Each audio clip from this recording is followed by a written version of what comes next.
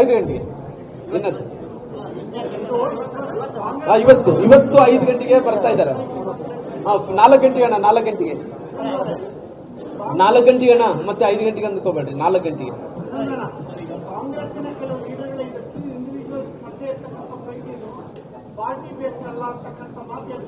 ಅಲ್ಲ, ನಾನು ನೋಡಿ ಸರ್, ನಾನು ಯಾವತ್ತಿದ್ರೆ ಕೂಡ ಮಾನವತೆ ದೃಷ್ಟಿ, ಇವತ್ತು ಮಾನವತೆ ದೃಷ್ಟಿಯಿಂದ ನಾನು ನೋಡ್ತೀನಿ. ಒಬ್ಬ ಮನುಷ್ಯನ ಹೆಂಗ ಅವನ ಗುಣಗಳನ್ನು ಲೆಕ್ಕ ಮಾಡ್ತೀನಿ ಅಂದ್ರೆ, ಅವನು ತೂಕ ಮಾಡಬಹುದು ಅಂದ್ರೆ ಅವನಲ್ಲಿದ್ದಂತ ಗುಣಗಳ ಬಗ್ಗೆ ನಾನು ಲೆಕ್ಕಾಚಾರ ಮಾಡ್ಕೊತೀನಿ. ಆ ಮಾನವತೆ ದೃಷ್ಟಿದಿಂದ ಯಾರೇ ಏನೇ ಮಾತಾಡ್ಲಿ, ಅವರು ಇವತ್ತು ಆಲ್ರೆಡಿ ಬಣ್ಣ ಹಚ್ಕೊಂಡ್ಬಿಟ್ಟಾರ. ಏನಂದೇಳಿ, ನಮ್ಮ ಕಾರ್ಯಕರ್ತ ಅಂದ್ರೆ ಬಣ್ಣ ಹಚ್ಚಿದ ಮೇಲೆ ನಾನು ಯುವಕರಲ್ಲಿ ನಾನು ವಿನಂತಿ ಮಾಡ್ಕೊಂತೀನಿ, ಯಾರು ಕೂಡ ಈ ರೀತಿ ಪ್ರವೋಕ್ ಮಾಡಿದಂತ ಟೈಮಲ್ಲಿ ಯಾರನ್ನ ಆಗ್ಲಿ ಹೋರಾಟ ಮಾಡಬೇಕಾಗ್ಲಿ, ಜಗಳ ಮಾಡಕ್ಕೆ ಯಾರು ಬರಬಾರ್ದು. ಜಗಳ ಮಾಡಿದ್ರೆ ಅನಾಹುತಗಳಾಗೋದು, ಜಗಳ ಮಾಡಕ್ ಬಂದಿರೋಕನ್ನ ಈ ರೀತಿ ಅನಾಹುತ ಆಗಿರೋದು. ಅದಕ್ಕೋಸ್ಕರವಾಗಿ ಯಾರು ಕೂಡ ಈ ರೀತಿ ಪ್ರವೋಕ್ ಆಗಿ ಜಗಳಗಳು ಮಾಡಿ ಇಟ್ಕೊಂಡು ಜೀವ ಕಳ್ಕೊಳ್ಳೋದು ಬೇಡ.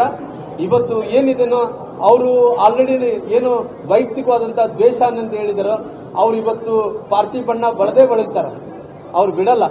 ನಾನೇನು ಹೇಳ್ತಾ ಇದ್ದೀನಿ, ಆ ಜನಾರ್ದನ್ ರೆಡ್ಡಿ ಅವರ ಜೊತೆಲಿ ಅವರು ಯಾರು ನಮ್ಮ ಸತೀಶ್ ರೆಡ್ಡಿ ಅವರು ಇವತ್ತೇನು ಜಗಳ ಮಾಡ್ತಾ ಇಲ್ಲ, ಬಹಳ ಸರಿ ಜಗಳ ಮಾಡ್ಯಾನ. ಎಷ್ಟು ಸರಿ ಜಗಳ ಮಾಡ್ಯಾನ ಅಂತ ಹೇಳಿದ್ರೆ, ಆ ಮನುಷ್ಯ ಎಷ್ಟು ದೊಡ್ಡ ಮನುಷ್ಯ ಆಗ್ಬಿಟ್ಟಾನ ಅಂತ ಹೇಳಿದ್ರೆ, ನಾವು ಆ ಸತೀಶ್ ರೆಡ್ಡಿ ಅವ್ರನ್ನ ಸಣ್ಣ ಹುಡುಗ ಅಂತ ಹೇಳ್ಕೊಂಡು ನಮಗೂ ಗೊತ್ತಿದ್ದಲ್ರಿ. ಇವತ್ತು ಅವ್ರು ಮನೆ ಕಡೆ ಹೋದ್ರಿ ರೀ, ಅಲ್ಲಿ ಇಂಡಿಯಾ ಬಾರ್ಡರ್ ಮತ್ತೆ ಪಾಕಿಸ್ತಾನ ಬಾರ್ಡರ್ದಲ್ಲಿದ್ದಂತ ಸೋಲ್ಜರ್ಸ್ನಾಗ್ಲಿ, ಅಲ್ಲಿದ್ದಂತ ಆರ್ಮಿಯ ಸೋಲ್ಜರ್ಸ್ನಾಗ್ಲಿ ಆ ರೀತಿ ಬಂದೂಕುಗಳು ಹಿಡ್ಕೊಂಡಿರ್ತಾರಲ್ಲ ಗೊತ್ತಿಲ್ಲ, ಆ ರೀತಿ ಬಂದೂಕುಗಳು ಹಿಡ್ಕೊಂಡು ಕುಂತಾರ. ಅವ್ರ ಜೊತೆ ನೋಡಿ ಸಾಕಷ್ಟು ಮಂದಿ ಬಿಹಾರ, ಉತ್ತರ ಪ್ರದೇಶದ ಗನ್ಮ್ಯಾನ್ಗಳು ಇಟ್ಕೊಂಡು ಕುಂತಾರ್ರಿ. ಅಷ್ಟು ದೊಡ್ಡ ಮನುಷ್ಯ ಆಗ್ಯಾನ್ರಿ. ಯಾಕೆ ದೊಡ್ಡ ಮನುಷ್ಯ ಆಗ್ಯಾನ್ರಿ? ಜನಾರ್ದನ್ ರೆಡ್ಡಿ ಅವ್ರನ್ನ ಮಾತಾಡಿ ದೊಡ್ಡ ಮನುಷ್ಯ ಆಗ್ಯಾನ್ರಿ. ಹೋರಾಟದಿಂದ ದೊಡ್ಡ ಮನುಷ್ಯ ಆದಂತನಲ್ಲ, ಮಾತಾಡಿ ದೊಡ್ಡ ಮನುಷ್ಯ ಆಗಿರೋ ಕಾರಣ ಎಲ್ಲ ಕೂಡ ನಾನು ಹಿಂಗೆ ಮಾಡಿದ್ರೆ ದೊಡ್ಡವನಾಗ್ತೀನಿ, ಹಿಂಗೆ ಒಪ್ಪಲ್ಲ. ನಮ್ಮ ಬಳ್ಳಾರಿ ಜನ ಹೋರಾಟ ಕೆಳಮಟ್ಟದಿಂದ ಬರಬೇಕು. ಎಲ್ಲ ನಾವು ಅಲ್ರಿ ಅವ್ರು ಭರತ್ ರೆಡ್ಡಿ ಅವರು ಹಿಂಬಾಲಕರಾಗಿರೋ ಕಾರಣ ಅವ್ರು ಮಾತಾಡ್ತಾರ್ರಿ, ಬೇರೆ ಏನಿಲ್ರಿ. ಅವ್ರಿ ಅಷ್ಟು ಮಂದಿ ಗನ್ಮ್ಯಾನ್ ಇಟ್ಕೊಂಡಿರ್ತಾರೆ, ಅವ್ರ ಅಧಿಕ ಏನ್ರಿ? ಅವ್ರು ಏನ್ ಸಂಪಾದನೆ ಮಾಡ್ತಾರ್ರಿ? ಅವ್ರೇನ MLA ಇಲ್ಲಿದ್ರೆ ನಮ್ಮ ರಾಮಲಿಂಗಪ್ಪಣ್ಣ ತರ ಏನೋ ಪ್ರಾಧಿಕಾರದ ಅಧ್ಯಕ್ಷರಾಗಿದಾರ, ಇಲ್ಲಿ ನಮ್ಮ ಜನಪ್ರತಿನಿಧಿಗಳ ಯಾರನ್ನ ಒಂದು ಜವಾಬ್ದಾರಿನ ಇಟ್ಕೊಂಡಂತಾರ, ಏನು ಹನುಮಂತಪ್ಪಣ್ಣ ಯಾರಿಲ್ಲಲ್ಲ. ಇವತ್ತು ಅಷ್ಟು ಬೆರೀತಾ ಇದಾರೆ ಅಂದ್ರೆ ಅವ್ರು ಗುಂಡಾಗಿರಿ ನಡೀತದಂತ ಕಾರಣ ಬೇರೆ ಕೆಲಸ ಮಾಡ್ತಾರೆ.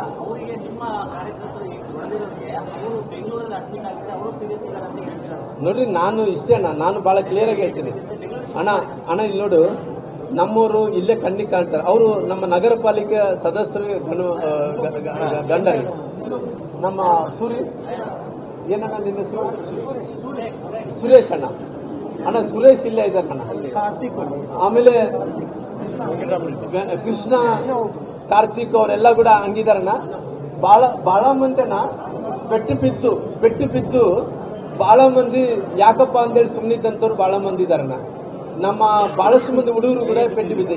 ಇವ್ರಿಗೆ ಸೋಮಶೇಖರ್ ರೆಡ್ಡಿ ಅವರು ಪೆಟ್ಟು ಬಿದ್ದಿದೆ, ಪತ್ರಕರ್ತರು ಕೂಡ ಬಹಳ ಮಂದಿ ಪೆಟ್ಟು ಬಿದ್ದಿದೆ. ಯಾರಿಗೂ ಹೇಳ್ಕೊಳಲ್ಲ, ಯಾಕೆ ಬಿಡಪ್ಪ ನಾವೇ ಹೇಳ್ಕೊಂಡ್ರೆ ನಮ್ಗೆ ಯಾಕೆ ಹೇಳ್ಕೊಡ್ತೇವೆ. ಅವ್ರಿಗೇನಂದ್ರೆ ಕಾನೂನು ಪ್ರಕಾರ ನಾವು ಬಿಗಿ ಮಾಡ್ಕೋಬೇಕಂದ್ರೆ ಅವರು ಆಸ್ಪತ್ರೆದಲ್ಲಿ ಇರ್ಬೇಕನ್ನಂತಂದ್ರೆ, ಆಸ್ಪತ್ರೆದಲ್ಲಿ ಇರ್ಬೇಕು ಅನ್ನೋ ಕಾರಣದಿಂದ ಅವರು ಆಸ್ಪತ್ರೆಯ ಏನು ಅದೇನಂತಾರೆ ಇದು ಆಸ್ಪತ್ರೆಯಲ್ಲಿ ಅನುಕಂಪ ನೋಡಿಸ್ಬೇಕಂದ್ರೆ, ಅನುಕಂಪ ಗಿಟ್ಟಿಸ್ಕೋಬೇಕಂದೇಳಿ ಅವ್ನು ಏನಾಗಿಲ್ಲ. ವೆರಿ ಕ್ಲಿಯರ್ ಹೇಳ್ತೀನಿ. ಅಲ್ಲ ಕೂಡಪ್ಪ, ಅವ್ನು ಏನಾಗಿಲ್ಲ ರೀ, ಅವ್ನು ಚಲೋ ಇದ್ದಾನ್ರಿ. ಅವ್ನು ಬ್ಯಾಂಡೇಜ್ಗೆಲ್ಲ ಕೂಡ ಬೋಗಸ್ ಬ್ಯಾಂಡೇಜ್ ಅದೆಲ್ಲ ನೆನಪಿರ್ಲಿ ನಿಮ್ಗೆ. ಅವ್ರಿಗೆ ಬೇರೆ ಬೇರೆ ಕಾಯಿಲೆಗಳು ಇದಾವ್ರಿ.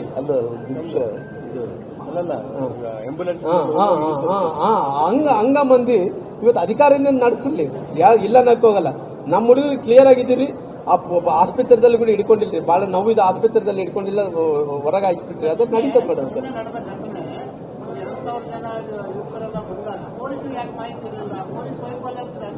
ಅಲ್ರಿ ಪಾಪ ಪೊಲೀಸರಿಗೆ ಗೊತ್ತೇ ಇಲ್ಲ ರೀ. ನಾನು ಪೊಲೀಸರನ್ನ ಅವ್ರು ಕರ್ಕೊಂಡೇ ಬಂದಿಲ್ರಿ. ಪೊಲೀಸರು ಮಾಹಿತಿ ಇಲ್ಲಾರ್ದಿಂದ ಗುಂಡಗಳು ಕರ್ಕೊಂಡ್ ಬಂದಾರ್ರಿ. ಅಲ್ಲಿ ಪೆಟ್ರೋಲ್ ಬಾಂಬ್ಗಳು ಆಟೋದಲ್ಲಿ ಸಿಕ್ಕಂತ ಟೈಮಲ್ಲಿ ಆ ಪೆಟ್ರೋಲ್ ಬಾಂಬ್ಗಳು ಇವಾಗ ಏನ್ ಸಿಗಲ್ಲರಿ.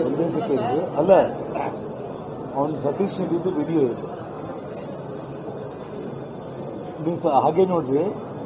ಅವನು ಪ್ರತಾಪ್ ರೆಡ್ಡಿ ಬಂದು ಅವನ್ನ ಹಾಸ್ಪಿಟಲಿಂದ ಆಸ್ಪತ್ರೆಯಿಂದ ಪ್ರತಾಪ್ ರೆಡ್ಡಿನ ಅವನ ಸತೀಶ್ ರೆಡ್ಡಿನ ಹೊರಗಡೆ ಕರ್ಕೊಂಡು ಬಂದು ಅವನು ಆರಾಮಾಗಿ ಬಂದು ನಡ್ಕೊಂಡು ಬಂದು ಆಂಬುಲೆನ್ಸ್ ತರಿಸೋಗಿದ್ದ.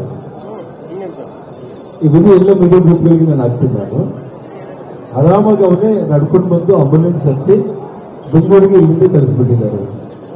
ಯಾಕಂದ್ರೆ ಅವನೇ ಇಲ್ಲಿ ಬಂದು ಗಲಾಟೆ ಮಾಡಿದ್ದು.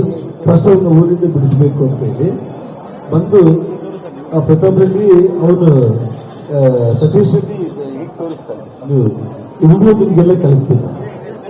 ನಿಮ್ಮ ಹತ್ರ ಇರ್ಬೋದು, ನಾನು ಕಳಿಸ್ಕೊಡ್ತೀನಿ. ಓಕೆ. ಇನ್ನು ತಾವೇನು ಬೇರೆ ಏನು ಕೇಳೋದಿದೆ ಅಣ್ಣ? ಅಣ್ಣ ತಾವೇನು ಕೇಳಿದ್ರಿ? ಹೇಳ್ರಿ ಅಣ್ಣ. ಇದು ತಾವೆಲ್ಲ ಹಾಂ ಹೌದು ಸರ್. ಇಲ್ಲ ರೀ, ಪಾಪ ಅವರು ಫೋರ್ಸ್ ಇಲ್ಲಿ ಬಂದ್ಮೇಲೆ ಅಲ್ಲ, ಅವರು ನೋಡ್ರಿ, ಅವರು ಫೋರ್ಸ್ ಎಷ್ಟು ಫೋರ್ಸ್ ಇದೆ ಅಂದ್ರಿನ, ಎಷ್ಟು ಫೋರ್ಸ್ ಇದೆ ಅಂತ ಹೇಳಿದ್ರೆ ಅವರು ಜನಾರ್ದನ್ ರೆಡ್ಡಿ ಅವ್ರ ಮನೆ ಬಿಟ್ಟಿದ್ರೆ ನಿನ್ನೆ ಸುಟ್ಟೇ ಬಿಡ್ತಿದ್ರಿ. ಅವರು ಭರತ್ ರೆಡ್ಡಿ ಅವರು ಆವೇಶದಲ್ಲಿ ಹೇಳಿದಂತ ಮತ್ತೆ ಬಹಳ 100% ಸತ್ಯ ಇದ್ರಿ.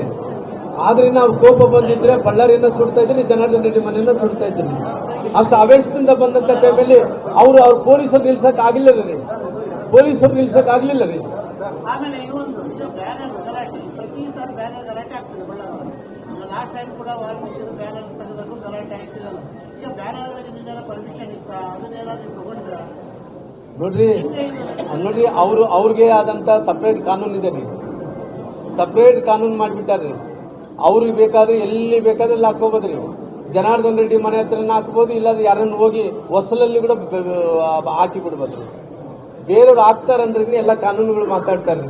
ಹಂಗಾಗಿ ಅವ್ರೆಲ್ಲರೂ ಕೂಡ ಅವ್ರು ಯಾವುದೇ ರೀತಿಯಲ್ಲಿ ಕೂಡ ಈ ಬ್ಯಾನರ್ ಹಾಕುವಂತ ವಿಚಾರದಲ್ಲಿ ಅವ್ರು ಹಾಕಿದ್ರೆ ಒಂದು ಕಾನೂನು, ಬೇರೆಯವ್ರು ಹಾಕಿದ್ರೆ ಒಂದು ಕಾನೂನು. ಅವ್ರು ಬೇರೆಯವ್ರು ಹಾಕಿದ್ರೆ ಸಹಿಸಲಾರ್ದಂತ ರಾತ್ರಿ ಕಿತ್ತಾಕ್ತಾರ. ಅವ್ರು ಹಾಕ್ತಾರೆ ಅಂತ ಹೇಳಿದ್ರೆ ನಮ್ಮ ಮನೆಗೆ ಒಂದು ಹೊಸಲು ಕಟ್ಟಿದ್ರು ನಾವೇನು ಮಾತಾಡಬಾರ್ದು, ಮಾತಾಡಿದ್ರೆ ಹೊಡಿತಾರ.